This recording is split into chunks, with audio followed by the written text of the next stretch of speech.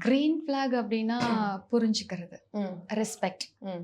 2 பேருக்குள்ளயும் இருக்கணும். ரெஸ்பெக்ட்னா வாங்க, போங்க அது கிடையாது. அந்த குட்டி ஃபீலிங்கா இருந்தாலும் அதுக்கு ரெஸ்பெக்ட் குடுக்கணும். ஐய்யய்யோ! அவ இத ஃபீல் பண்றாளா? ஓகே நம்ம இத பண்ணக்கூடாது. ம். அவ இந்த மாரி ஃபீல் பண்றாளா? ஓகே நம்ம இப்படி பண்ணலாம். அந்த ஒரு ரெஸ்பெக்ட் இருக்கணும். நம்ம ஃபீலிங்க்கு ரெஸ்பெக்ட் குடுக்கணும்.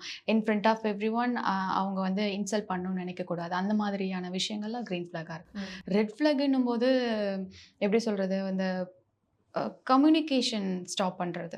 இந்த கம்யூனிகேட் வந்து இந்த ரிலேஷன்ஷிப்ல இல்லனாவே அந்த இடத்துல அந்த பிரேக் ஆயிடும். ம். அத வந்து ஸ்டாப் பண்றது. அதாவது ஒரு ஒரு பர்ட்டிகுலர் ஏதாவது ஒரு ப்ராப்ளம் வருதுன்னா, அத பேசி தான் சால்வ் பண்ண முடியும். அத அப்படியே விட்டுறலாம். அவங்களாவே ஒரு முடிவு எடுத்துப்பாங்க தெரியுமா? ஓகே இவன் இப்படிதான், இவ இப்படிதான். அது இருக்கக்கூடாது. எதா இருந்தாலும் டைரக்ட்டா கேட்டுங்க. ம். தப்பா இருந்தா தப்பு. அப்ப போங்க.